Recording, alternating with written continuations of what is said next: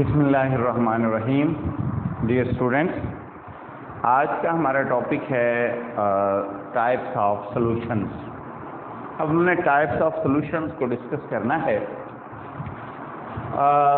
याद रख लें, आमतौर पर आप मैट्रिक की क्लास में या इससे पहले जो कॉमन सॉल्यूशन डिस्कस करते रहे हैं वो यही है कि सॉलिड और लिक्विड। मतलब आपने सॉलिड लेकर लिक्विड में हल कर लिया तो वो आपका सॉल्यूशन बन गया। जैसे आप चीनी को पानी में हल कर रहे हैं तो ये चीनी को पानी में हल करना एक काइंड ऑफ सॉल्यूशन है, और इसी से स्टूडेंट्स ज़्यादातर जो हैं वो अवेयर होते हैं, उनको आइडिया नहीं होता बहुत सारे सॉल्यूशंस की और टाइप्स भी हैं। अब यहाँ पर हम जब बात करते हैं तो अमूमन जो हम मैटर की टाइप्स डिस्कस करते हैं उनमें जिनमें से ज़्यादा हमारा वास्ता पड़ रहा है वो सॉलिड, लिक्विड और गैस हैं।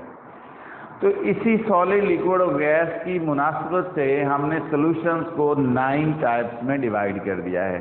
तो सबसे पहले आपने ये बात याद रखनी है कि ये 9 टाइप्स ऑफ सॉल्यूशंस जो हैं वो हमारे पास तैयार हो सकती हैं, जिसमें देखें 1 2 3 4 5 6 7 8, 1 2 3 4 5 6 7 8 और 9। तो ये हमारे पास 9 टाइप्स जो हैं वो ओके हो गई।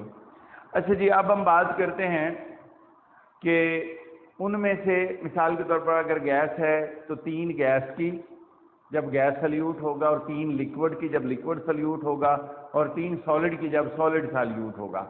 अब यहाँ पर जब हम बात करते हैं तो हम कैसे डिफ्रेंशिएट करेंगे कि ये सॉल्यूट है और ये सॉल्वेंट है। याद रख लें, जो सॉल्यूट होगा वो स्मॉल अमाउंट में होगा, कम मिकदार में होगा, और जो सॉल्वेंट होगा वो ज़्यादा मिकदार में होगा।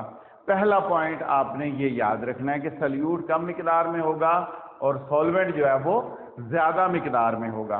अब सॉल्यूट जो है वो कौन कौन सा होगा, फिर उससे कैसे बनेगा, याद रख लें। जैसे मैं मिसाल के तौर पर कहता हूँ solid in liquid, solid in liquid, जो पहले लफ्ज़ लिखा जा रहा है वो सॉल्यूट है, इन के बाद जो लिखा जा रहा है वो सॉल्वेंट होगा।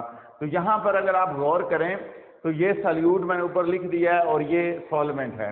वो कह रहा है गैस इन गैस, मतलब सॉल्यूट भी गैस है और सॉल्वेंट भी गैस है।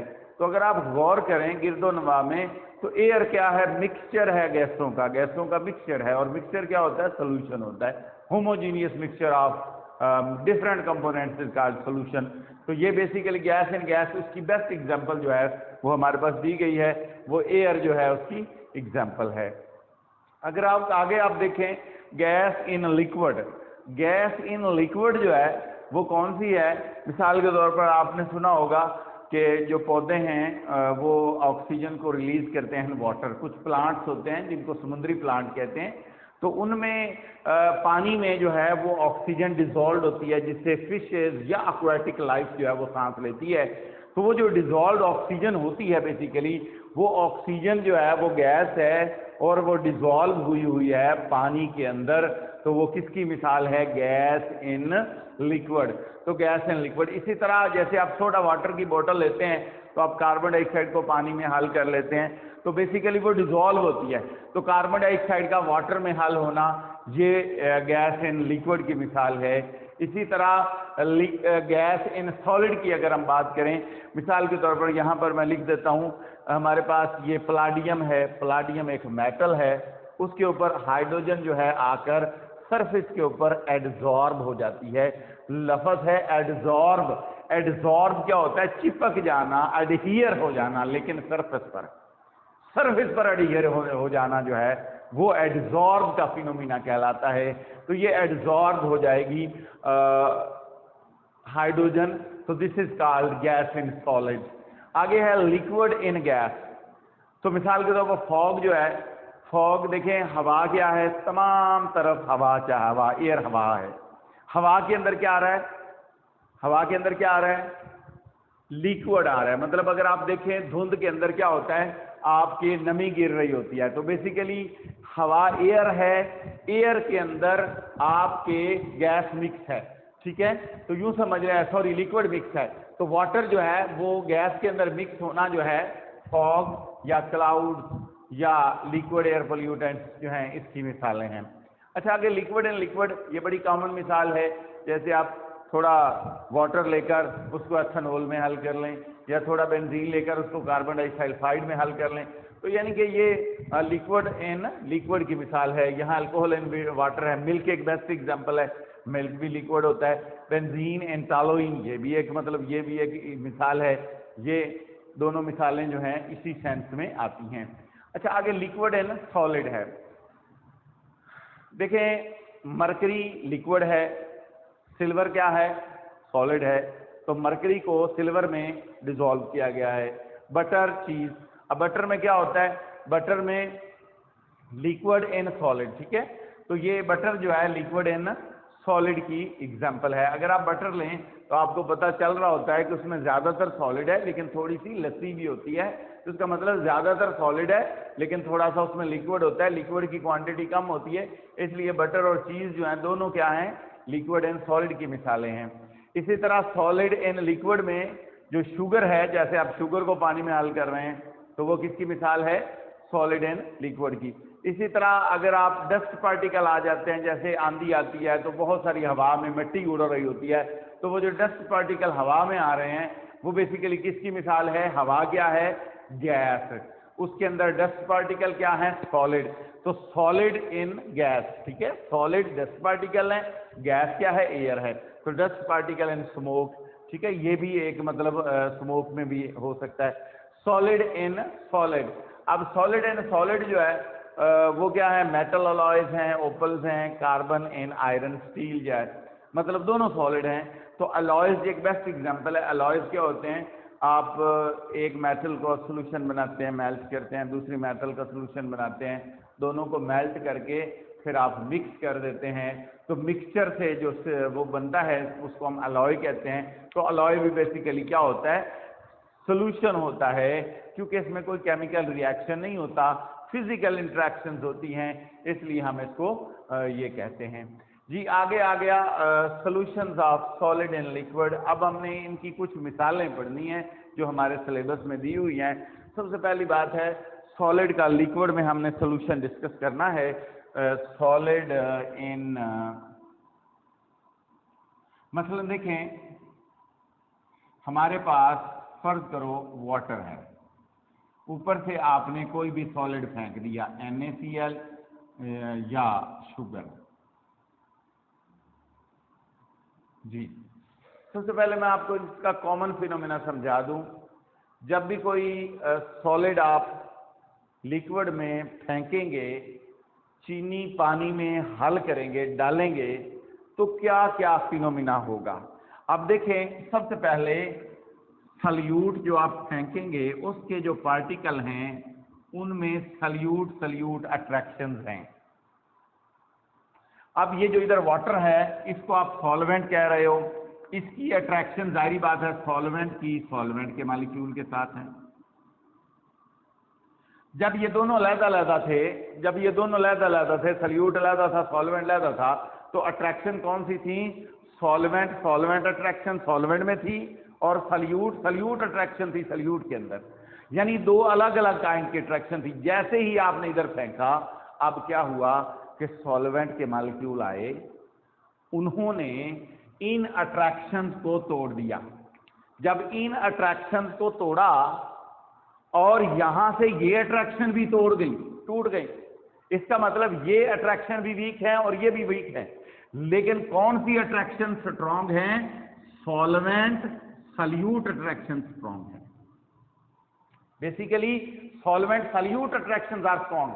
अब यहां पर हमने ये बात क्लियर कर लेनी है कि जब आप सल्यूट को सॉल्वेंट में ऐड करेंगे तो solvent attractions will be broken, solute attractions will be broken. ये अट्रैक्शन टूटेंगी और सॉल्वेंट सल्यूट अट्रैक्शंस जो है डेवलप हो जाएंगी। याद रख लें, अगर सल्यूट की अट्रैक्शन इतनी स्ट्रॉन्ग हो कि सॉल्वेंट उसको ना तोड़ सके, तो वो सॉल्वेंट उस सल्यूट को हल नहीं कर सकेगा। मैं मिसाल देता हूं, आपको क्लियर हो जाएगा। मैं मिसाल देता हूं, फर्ज करें आपके पास NaCl है, आप इसमें बेंजीन में डाल देते हैं। अब NaCl के अंदर आयनिक बॉन्ड है, आयनिक बॉन्ड है, और बेंजीन क्या है, नॉन पोलर सॉल्वेंट है, नॉन पोलर सॉल्वेंट है। अब बेंजीन के पास इतनी कैपेसिटी नहीं है कि वो आयनिक बॉन्ड को तोड़ सके। जब ये आयनिक बॉन्ड नहीं टूटेगा, इसका मतलब सल्यूट सल्यूट अट्रैक्शन रिटेन रहेंगी, बरकरार रहेंगी, वो नहीं टूटेंगी। जब वो नहीं टूटेंगी तो फिर ये NaCl बेंजीन में हल नहीं होगा। अब ये बात आपने बिल्कुल क्लियर कर लेनी है कि जब हम सल्यूट को सॉल्वेंट में ऐड करते हैं तो सल्यूट सल्यूट अट्रैक्शंस ब्रेक हो जाती हैं, और फिर कौन सी अट्रैक्शन डेवलप हो जाती है, सल्यूट सॉल्वेंट। अगर डिसोल्यूशन का प्रोसेस स्टडी करना है तो आपको ये देखना होगा कि सल्यूट सॉल्वेंट अट्रैक्शन जो हैं, सल्यूट सल्यूट अट्रैक्शन से डोमिनेंट होनी चाहिए। यानी NaCl या शुगर के मॉलिक्यूल्स की जो आपस में अट्रैक्शन है वो वीक होनी चाहिए। NaCl के पार्टिकल्स की जो अट्रैक्शन है सॉल्वेंट के मॉलिक्यूल के साथ वो ज्यादा स्ट्रांग होनी चाहिए, वो डोमिनेंट होनी चाहिए, फिर ये उसके अंदर हल होगा, अदरवाइज ये हल नहीं होगा। इसीलिए हम कहते हैं कि फाइनली हम ये पॉइंट डिस्कस करते हैं कि लाइक डिसॉल्व लाइक। क्यों कहते हैं, इसलिए कहते हैं कि बेंजीन आया, बेंजीन ने NaCl के दरमियान प्रेजेंट जो आयनिक बॉन्ड है उसको ना तोड़ सका।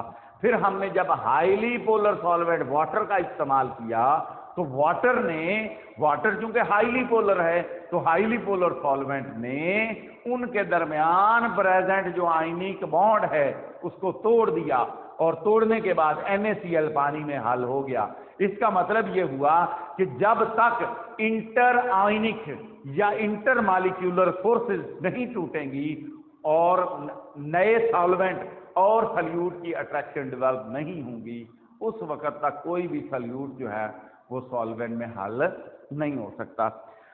ये है बेसिकली एक एग्जांपल।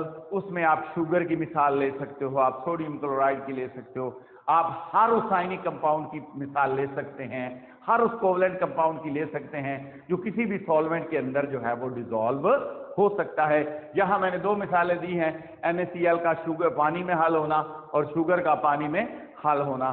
तो ये यहाँ तक हो गया। आगे है solutions of liquids in liquid.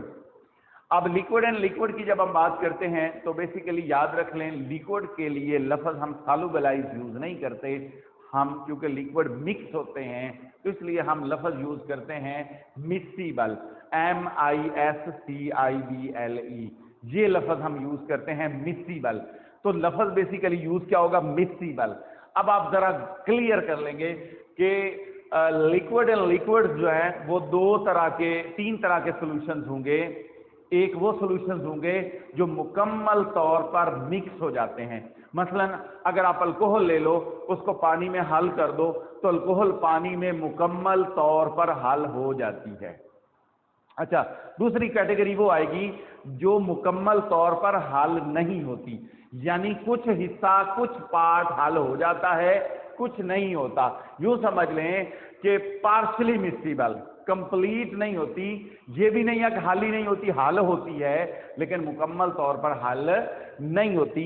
ऐसे सेंस में क्या होता है कि लेयर बन जाती है। जहां पर कंप्लीट मिक्सिबिलिटी ना आए, पार्शली आए, तो वहां पर क्या होता है, वहां पर लेयर बन जाती है। मसलन अगर फिनोल और वाटर की बात करें तो फिनोल और वाटर जो है ये क्या है, पार्शली मिक्सिबल है, यानी मुकम्मल तौर पे हल नहीं होता। फिनोल में हाइड्रोजन बॉन्डिंग भी ना होने के बराबर होती है, इस वजह से ये इसमें हल नहीं होता, लेकिन कुछ ना कुछ पार्ट जो है वो हल हो जाता है। ट्राइसाइल एमाइन वाटर सिस्टम ये भी मुकम्मल तौर पर हल नहीं होते, निकोटीन वाटर सिस्टम ये भी मुकम्मल तौर पर हल नहीं होते। तो यहाँ पर फिर क्या बनता है, मैंने बताया लेयर फॉर्मेशन होती है, लेयर फॉर्मेशन। अब जो लेयर होती है, लेयर कैसे बनती है ये समझने वाला पॉइंट है। मसलन आप जब जैसे ही दोनों को हल करेंगे तो कुछ हिस्सा एक सॉल्यूट का दूसरे सॉल्वेंट में चला जाएगा और कुछ हिस्सा उस सॉल्यूट का इस सॉल्वेंट में आ जाएगा। यानी इन दोनों सेंसेस में क्या होगा, एक हिस्सा, दोनों हिस्से एज ए सॉल्यूट भी काम कर रहे होंगे और एज ए सॉल्वेंट भी काम कर रहे होंगे। तो उसके अंदर जो है लेयर फॉर्मेशन हो जाएगी। अच्छा, कुछ ऐसे तीसरी कैटेगरी वो है जिसमें कंप्लीटली इमिसिबल होते हैं, मतलब उसमें कोई भी सॉल्युबिलिटी जो है वो पॉसिबल नहीं होती। एक कंप्लीट पोलर होता है, हाईली पोलर होता है, और दूसरा हाईली नॉन पोलर होता है। तो ऐसे सेंसेस में देखें, ये क्या है, हाईली पोलर, ये हाईली नॉन पोलर, ये हाईली पोलर और ये हाईली नॉन पोलर। जब आप हाईली पोलर लेंगे, दूसरा हाईली नॉन पोलर, तो वो हल नहीं होंगे। अच्छा, अब यहाँ पर आखिरी पॉइंट जो आपको क्लियर करना है वो ये है कि आपको कैसे पता चलेगा कि ये कंप्लीटली मिसिबल है, ये कंप्लीटली इमिसिबल है और ये पार्शियल है। ये बात आपने याद रखनी है। जब आपने मिसिबल की बात करनी है तो आपने दोनों या तो पोलर लेने हैं या नॉन पोलर लेने हैं, फिर वो हल होंगे, फिर वो मिक्स होंगे। जब आपने कंप्लीटली इमिसिबल की बात करनी है तो फिर आपने क्या करना है, एक हाईली पोलर, दूसरा हाईली नॉन पोलर। जब आपने पार्शियल की बात करनी है तो फिर आपने क्या करना है, एक को हाईली पोलर ले लें और एक को पार्शियली पोलर ले लें, या एक को हाईली नॉन पोलर ले लें और एक को पार्शियली पोलर ले लें। यानी इस तरह की कैटेगरी डेवलप करेंगे तो फिर ये जो है पार्शियली मिसिबल का कॉन्सेप्ट आपके जहन में आएगा। तो ये था आज का हमारा लेक्चर। डियर स्टूडेंट्स, आपने इसको देखना है। अगर कोई प्रॉब्लम आए तो आपने हमसे डिस्कस करना है, कमेंट करना है। Thank you very much. आज के लिए इतना ही। अल्लाह हाफिज़।